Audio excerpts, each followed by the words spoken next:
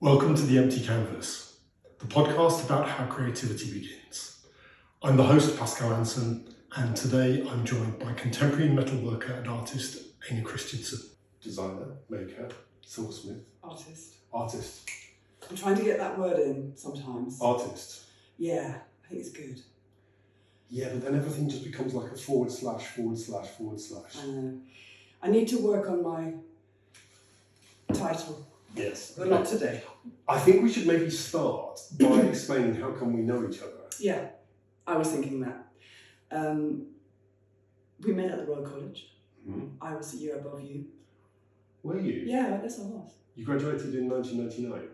Yeah. Oh, yes, you're right. And we were on different floors. Mm-hmm. And you were in, why I said silversmith is I think that also sounds like quite mystical to a lot of people. More than contemporary metalworker. You know, I agree. I've stopped using silversmith because people immediately assume it's jewellery, which it absolutely is not. Okay. So I let go of that one. And also I don't really work in silver very much, so that's double reason. So does silversmith not really encompass kind of more than actually just work? Yeah, because otherwise you'd be a goldsmith or a... What's the one for the person that works in copper?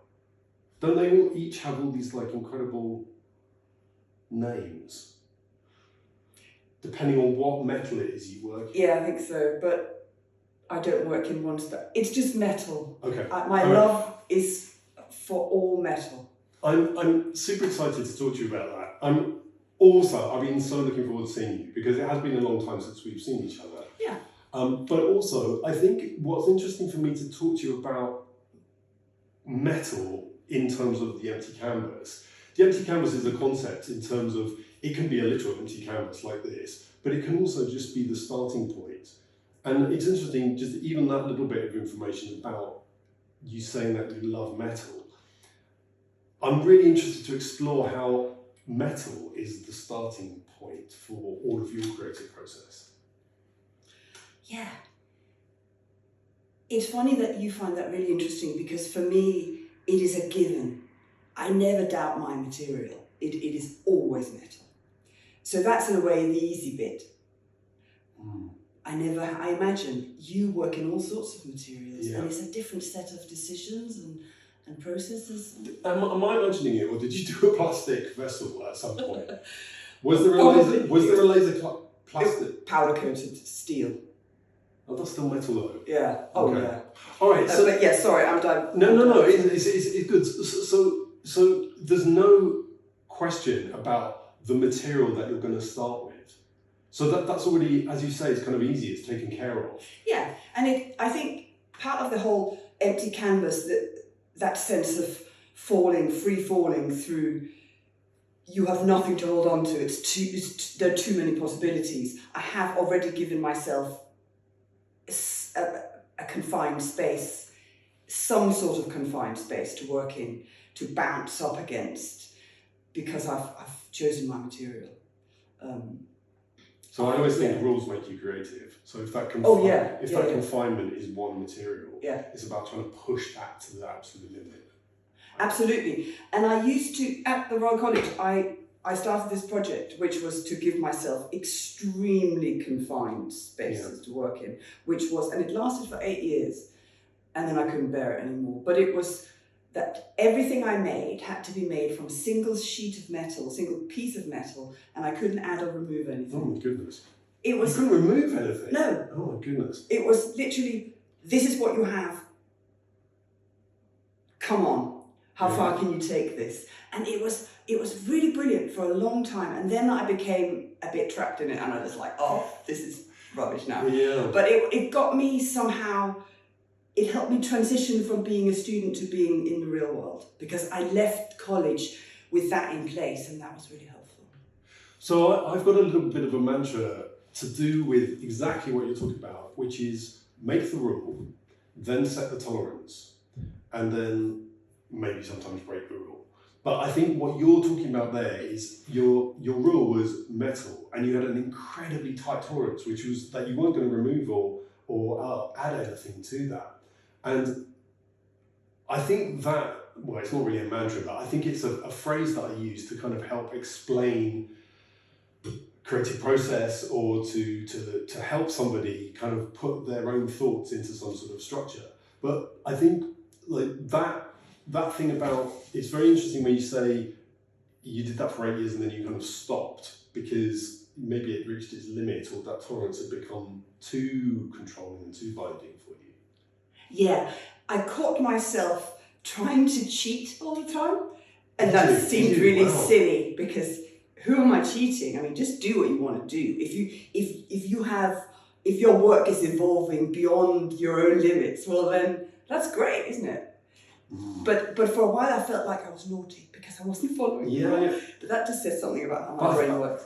No, but I think also like children are naughty, and I think I was quite a naughty child, and I think it was about naughtiness and creativity. I think are quite close. I don't think they're that far apart. It's just like how we frame it and how we see it. Yeah, I agree. And I think most naughtiness starts with the sort of, I wonder what would happen if I, pulled the cat's tail, or if I wonder what noise would be created, or I wonder what. And you have to keep thinking that. I do think that artists and designers never fully grow up. Yeah, I absolutely. I think that thing of staying curious and still having that curiosity, exactly, of like, what noise is the cat going to make when I pull its tail? That, I think, is experienced by every child. And it's about how then you translate that into your creative life and then professional life. I think that's a really sort of interesting, that's a sort of spirit of starting, isn't it? As you say, what happens if I do this? Yeah. That question or that thought that's in your mind, and that comes from inside, it doesn't come from outside. I think you're right. But I've thought about it a lot, because it's such a brilliantly difficult thing to think about. And I realised that I approach new ideas, or how to get the idea in two very different ways, sort of continuously. And one of them is a bit like what you say, the I wonder what happened. And that's because I'm one of those people of thinking through making. I'm very much, I can't sketch and draw. It doesn't really get me anywhere. I only use it to hold on to an idea. But in order to really evolve an idea, I need to make something in 3D out of paper and metal, because I don't think a drawing gives me any information. I need to walk around it. So I very quickly moved to prototypes, but also because my practice is the way it is, where I only make the work really for me. I'd never work for a client. I am my own client the whole time. Every piece I make leads to the next. So in the process of making whatever piece I'm making, because metalwork is very slow and time consuming, I have all this time of just making where I am already thinking about the next piece. Yeah.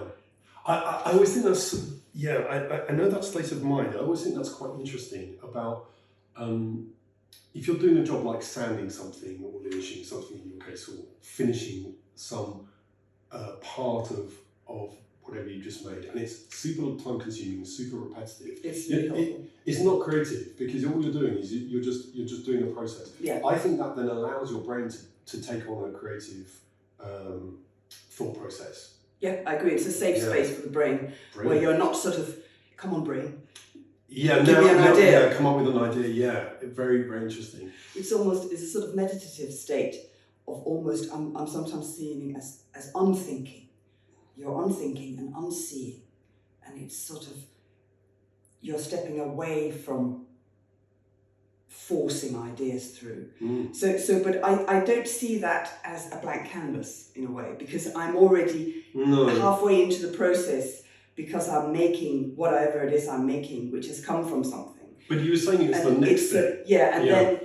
And then I'm thinking, I wonder, while I'm cutting something, I wonder what would happen if I cut it slightly differently, or if I fold it slightly differently. So it's like, it's ideas that evolve at absolutely glacial speed, because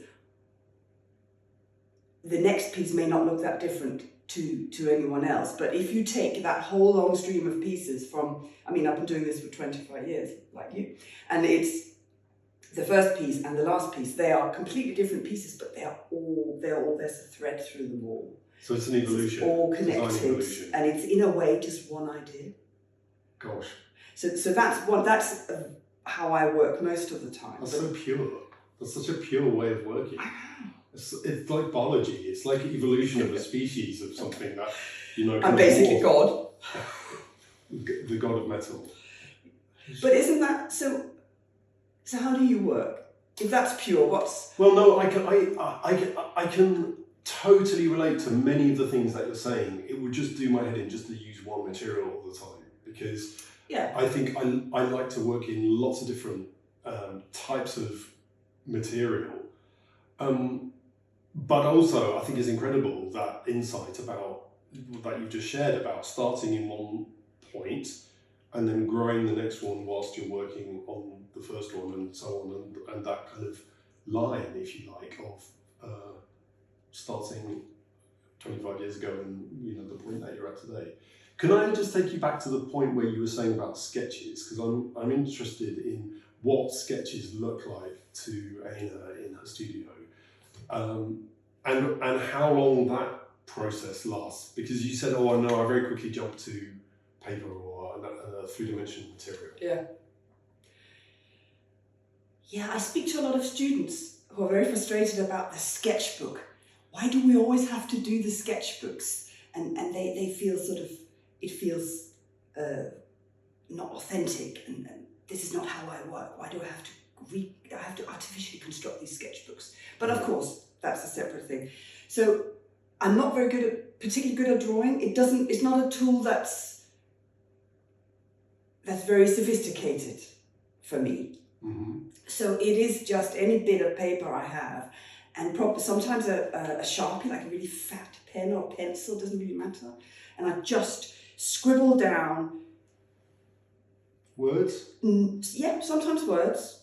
Words are good to sometimes describe if the atmosphere in a piece is changing. I want it to be heavy, I want that contrast, I want it to be prickly, or those words, keywords, absolutely. Mm-hmm. But then a very, very basic, flat representation of what I then will later on try and do as a form. So can I ask you then, that's very interesting, and I'm interested in this thing of you having an idea of, and maybe, I love this idea of you've got some characteristics that you want to work with, like a weight or silhouette or whatever it is. Then this moment where it jumps to a sketch, is that an illustration of what you want to do, or is it a design? I don't think it's either. I think it's almost like a shopping list. It's like milk. It's just round shape with those bits coming off. Hold on to that. So abstract. It's very abstract, and it wouldn't make sense to anyone. I would never show. If I very occasionally work with a client, and of course I have to show them options, and I would never show them a drawing ever, because it's for you, and it's not for someone else. It's purely to hold on to that moment, because I've learnt that you always think, I'll remember that, and you just don't. Yeah. So, what can I ask you? What does your desk look like? What not necessarily the place where you start to make, but the space before that. What would I see? I don't think I have. I would love to have a nice, clean, tidy paper desk with pens and then a dirty. It's all dirty. Okay, so we're not talking about what you would like. I think we'd all like a very different studio. What would I see? What's the reality? Answer the question. I have got a very long, narrow desk, which is for the thinking and the sketching and the holding on to early ideas. And it has sketchbooks, and it has a very narrow shelf above it all the way from one end to the other in the room. And that's where and a wall where I tape really rubbish drawings and funny bits of paper, and that is really important to sit and look at that. Right, okay. So we've got a surface for kind of exploring some drawings. We've got a shelf putting some things on, maybe. and found objects, Yeah. and not just objects that have meaning, but it's very much doesn't have to look beautiful. It's not a show shelf. No. There's no finished work on that shelf. Okay, and then there's some changing space behind that where you can kind of pin up whatever it is that you've been working on that week, that day, whatever it is. You stick some stuff up behind it. Yeah, I love the way you say that week, as if I do new designs all the time. Well, you must have been thinking about something this week. What have you been thinking about this week? But that says a lot about how you work, because I think you have a very different tempo to your practice. Yeah. Is that fair to say? Yeah, and actually, in some of the other podcasts, we've been talking about speed of work. But I also think that you're quite prolific. I am quite prolific, but a lot of it is a group of pieces that are very much brothers and sisters, related. And weeks and months can pass without me having a new idea. Oh yeah. Partly because metal takes so long to work in. It's very slow. It's not like ceramics maybe or glass. It's very slow. And also because I like to stay with ideas for a while. Yeah. And because it is that evolutionary process. So, and I have maybe 5 different strands of that going at the same time. Ah, right, okay. But because the work is all familiar to me, I don't need to do sketches because I know what I have already made and I know where it's going. So that's quite rare that I then need to draw because I've gone beyond the drawing. I'm just in the thinking through the making, and that leads to the next. Mm-hmm. I love this idea that there is an idea which is not fully resolved yet, which you're still working on, and you're not looking for another idea or a new idea. Can you maybe talk a little bit about that? Because often I get asked, where do ideas come from? And if somebody asked that to you, what would you say about your own work? Yeah, I think it's a very fair question, and it's something people ask if they're not creative. Because if you are creative and in that world, you know exactly that sometimes we actually don't know ourselves where the ideas come from. I was stumped when I got asked that. I was asked that once when I was 14 in my design and technology class at school. The teacher said I designed something which was the other 29 children had done something completely different, and I'd done the same brief, but I'd done it in a completely different way. And he was saying to me, "Where's that idea come from?" Yeah. And I just, I was 14, I didn't know how to reply. But you knew that it was from you and authentic to you. It wasn't like, did he suggest that you sort of pitched it from somewhere? No, he was like, well, and I probably said, I don't know. And he said, well, you must know. Did it just come in a dream? And I just probably went, yeah, it came in, I was probably a bit. But then I realised a long time afterwards, there was a point there was somewhere that very specific that it came from. But then much later, I'd been showing my work to a big group of people, and somebody came up to me afterwards and asked, where do ideas come from? And I found it sort of like, I'd just been speaking about where ideas come from. Yeah. Yet, it is a sort of mythical thing. Where do the ideas come from? But I think several things. One is, in a way, it's not about where does the idea come from. I do sometimes feel I have enough ideas to last me a lifetime, but an idea isn't enough. It also needs to be taken from an abstract idea. An idea isn't an object. It's not a tangible thing. It needs to be put into the real world and be functioning or whatever it needs to do. And that is an endless stream of problem solving and and decision making. My life is an endless stream of problem solving and decision making. That is literally what I do all the time. And that continues when you are evolving a familiar idea, because there's another set of problems. And for you're doing sometimes, you're working with external clients. Mm-hmm. Is that right? Yeah. And so a lot of it has a function. that's a whole other set of problems to solve. Can we? I agree, and I think that's maybe beyond the limits of what we're talking about here, because we're really just talking about getting started and how things go from one medium, which might be paper, to or a sheet of paper, to a three-dimensional bit of paper, to then a finished material. Can you just? I feel like there's some more we need to talk about, this idea of you have an idea which is abstract, and then you sketch it. This is what I'm understanding. That you sketch it in a way which you understand, but you have this knowledge and experience of the material, so that you don't need to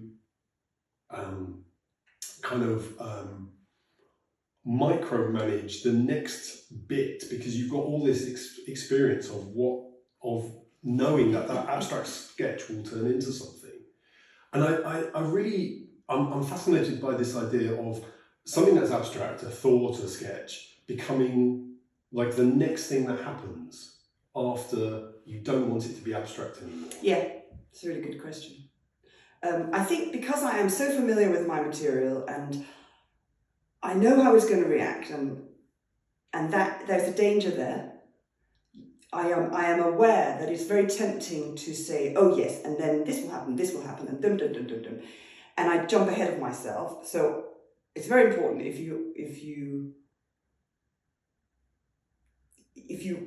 like me only work in one material. I think it's important to somehow make yourself really inexperienced in that moment, as if I've never worked with metal before, and have that sort of innocent approach where this could literally lead to anything.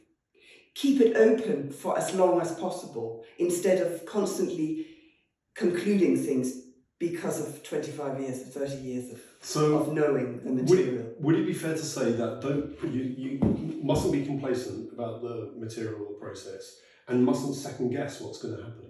Because I think people love to second guess. If I do that, then that will happen. Or starting something and thinking, I know exactly where that's going to end up. Yeah, no, that's what I was trying to say. Yeah, or even, and then that will be roughly the retail price, and that's perhaps not quite right. So you already put it out in the world. But of course, it's not just about material and how it responds. It's also about whether the idea feels right, and the idea is still abstract, even if it's applied to a form. Right? It's sort of, do I feel that it's an idea becomes an expression of something which is then held in this material form, and it needs to be. And I think I'm getting better. The older I am, I'm getting better at knowing early on whether this feels like, is this really my voice? Can we talk about that then? Can we talk about knowing when to reject something and when something is not going right? So you start something, and what then happens? How do you know whether it's the right thing to continue devoting your time to?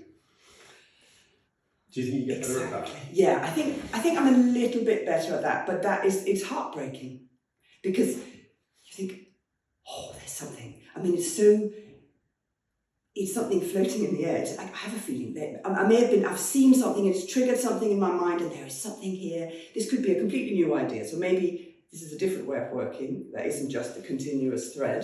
There's something here.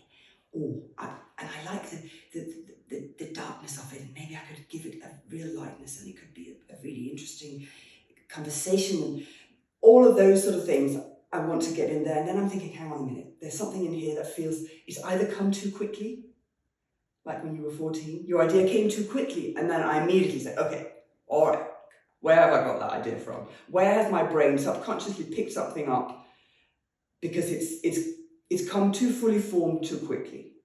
That I'm always looking out for. That's very interesting. So you're conscious of unconscious thoughts which might be kind of not yours, or might have to be from somewhere else. Yeah, because we're visual. We pick things up all the time. And an example is that I once did a piece, or I did the first stages of a piece, and I thought this could be really good, and it was something with lots of lines and lots of prickliness, and I thought, oh, there's something about this sketch that something is nagging me, and it took me weeks to work out that there was a little bit of a similarity with a logo at children's TV program. They had that logo with some black lines, and it's like, oh thank God, I'm okay. I can still carry on. Yeah. I'm not stealing someone's idea. I haven't seen some famous architect's building and I've just taken that. It's because I think a lot of the sort of borrowing of people's ideas, I don't think it's done deliberately all the time. We have to be careful because there's so much visual information, in cities like London where it's full of visual inspiration and like everything is here. But also I think on our phones, there's so much that before you know it, you're just copying somebody else's work. But I've had a really lovely experience 20 years ago when I worked alone in Clerkenwell in a studio, and it was sort of towards the end of the year and it was a bit late in the afternoon, and I worked a lot with spun bowl forms and I sort of cut into them and stuff, and then suddenly this sort of afternoon, it was like I was packing up and I suddenly thought, okay, so you're sort of almost zoning out. That's a good time to get an idea. I suddenly thought, okay, I could cut out a two-dimensional representation of a cuboid on a curve, and it will sort of be distorted in the curve, but it will be an optical illusion. But I've cut it out so it's the absence of the material that's showing the form on a flat surface. But anyway, it came and it was really finished, and I'm still working with this project 20 years later. I still make these pieces, and I thought, okay, right, where did that come from? And it was just such a brilliant moment where I realised that, so it's Clerkenwell, rundown workshop, and outside my window you've been to that workshop? In Panther House. Yes. Outside my window for like months had been a building site where they had very carefully knocked down a Victorian block of flats, but they had to keep the facade because that was listed. Yeah. So I had this sort of two-dimensional representation of a building with the windows, with the openings, and that was like a real thing, but then behind it was this void. And my brain had absorbed that, peeling away the layers to reveal this transparent facade of a building. I thought, that's it. This is literally what my brain has been cooking for me without me realising it, and it just came out that afternoon. And it was a really beautiful celebration of that sort of being in that studio, and it was a gift it gave me. But it was a completely new idea. However, it didn't come from nothing. It came from being in an environment where you're exposed to this sort of stuff, and it's just sort of stewing away. That's really interesting. I'm so glad you said that, because I was going to ask you what visual research looks like for you. But I think you've kind of just explained it in a much better way, which is we're looking at things constantly as artists and designers. But I love the way you described that, which wasn't, I looked at the window at the facade that was opposite, and then I thought that was interesting, and then I drew it, and then it became a piece in a bowl. That would be nice if it was that straightforward. But I love the idea that you've been looking at it for ages, and without really consciously doing it, it had manifested itself as idea, inspiration, visual inspiration, without you really pushing the boulder up the hill and really trying to find it. If I sat down with a piece of paper and said, come on, it would never have happened. So do you ever do that? Do you ever think, right, I'm gonna put a fresh piece of paper in front of me and do something completely different? Never, ever. It just wouldn't work. Does it frighten you, that? Or is it just not what you want to do? No, I understand what you mean. It can be intimidating, but I just know that process is a waste of time for me. Yeah. So I have to take the ideas. They often come when I'm ill, when I have a temperature. Ooh. Sort of a bit... creative. It happens. Creative fever. No, sorry. But also, it happens at really random moments. Just seeing a gap between two buildings, or finding some rusty, broken bit on the ground, and people, well-meaning people often say, oh, you must be so inspired having been to the Tate or seeing some show or nature. And it's like, I mean, I love art and nature, but it's completely useless to me because it's other people's work and it's already completed. Mm-hmm. So I need to find broken bits or rusty, crumbly decay is wonderful because there's a narrative. It was something once and now it's falling apart. And I love the contrast, and often there's an evidence of the original state of the material or whatever it is, buildings. So I don't think we're that different, because although I don't think in those terms, I look at things which are unwanted, neglected, not used for the right purpose, and think, well, I can repurpose that, I can make something of that. But not in the same way as you, but I think the spirit is very similar. Yeah, and I think it's because there's an opening in something like that, isn't there? Like a finished building is a shot thing. There's nothing there. But something that's broken or has been dropped or stepped on, whether it's not the same material, but I think it's a possibility, isn't it? It's an opening and a possibility, and there's a way in, and also the fact that it's the absence of perfection that makes it. There is some grit there to work with. So would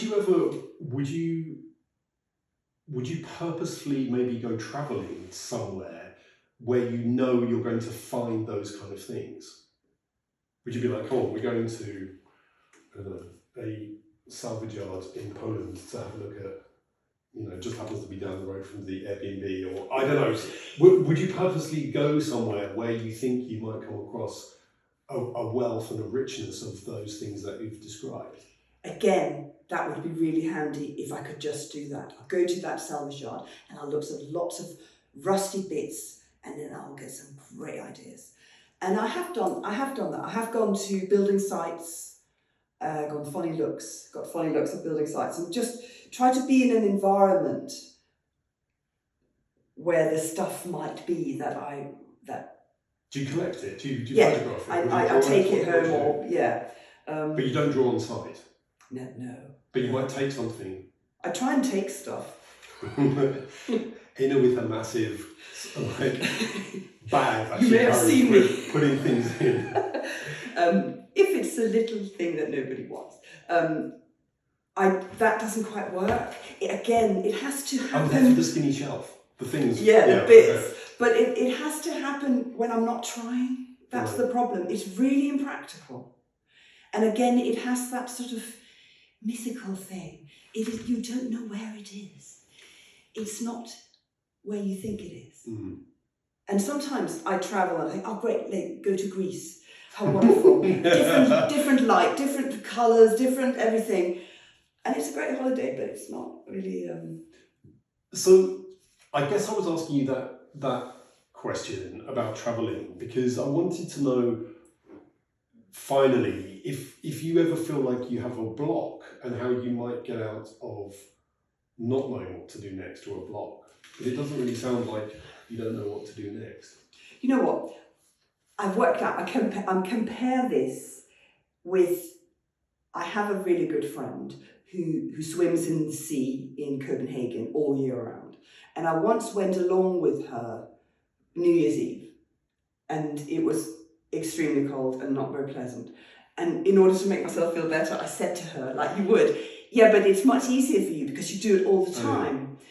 And she said, just so that you know, it's just as cold for me. I just don't panic. I know I'm not going to die, which is what you kind of think you are when you go into very, very cold water. And I think there's a parallel between that and designing, or being in that process of trying to get an idea, because it's a really uncomfortable space to be in, and that for me doesn't change. I've been doing it for so long, I know now that discomfort of not quite knowing if you've got something or if it's going to lead to something, that never changes. But I know I'm not going to die. I know in terms of the work, I know it will happen, and I know I'm going to be okay, and I know it's going to be a strong idea, or the next one will be really strong, or there will be something coming, and I'm going to be fine. So I don't panic and follow the wrong idea because it's got to be okay, it's got to be okay. I think I'm calmer in the process. But yeah, I mean, it's uncomfortable. Sometimes I'm stuck and I have to leave it and do some physical making because it's not working. I think that's a really great place to finish, and that's really great advice actually about not panicking and just waiting and not following the wrong path. I absolutely love that. Just before we finish, can I ask? I've got some this or that rapid fire. Ooh. So, are you ready? Don't know. Pencil or marker? These are rapid fire. Yeah, sorry, that was not rapid. Both. Oh my god. Sorry, that's really bad, isn't it? Analog or digital? Analog every time. Monochrome or colourful? Monochrome. We're getting into the way a bit now. Yeah, I like it. It's quick enough, right? Big sketches or little sketches? Little sketches. Loose sheets or pages in a sketchbook? Pages in a sketchbook, really tight and controlled. Keep mistakes or bin mistakes? Keep mistakes. Okay. Because, mistakes are good. Yeah, they're really special. They're important. I think mistakes sometimes is where the art is, and you just don't realise. That's for another time. Yeah. Think then do, or do then think? Do then think. Good. Creative chaos or calm order? Naturally calm order. I wish I was the other, but I am calm order. Scandinavian. Yeah. Background noise or silence? Silence. Finished or never finished? Finished. Never finished, no? What about the line? Oh, yes, sure. No, the line, but an object, I know there's some people who like to start a project and they jump straight in, but then they get stuck halfway. And then there's some people who don't know how to start, but they take it to the end. And I do believe you've got to finish a piece, but that's more like the individual piece. Okay. It's going to be finished. Last question. Up all night to finish or up early? Up early. That's the end. Thank you very much. Thank you. It was so nice to talk to you. Oh, it's really nice. I can't believe we've left it this long. Fantastic. Thank you very much, Amy Christensen. Thank you, Pascal. Thank you to my guest, Amy Christensen, on this episode of The Empty Canvas. Please like and subscribe, and maybe share this with somebody that you think needs a nudge on their own creative journey. I'll see you in the next episode.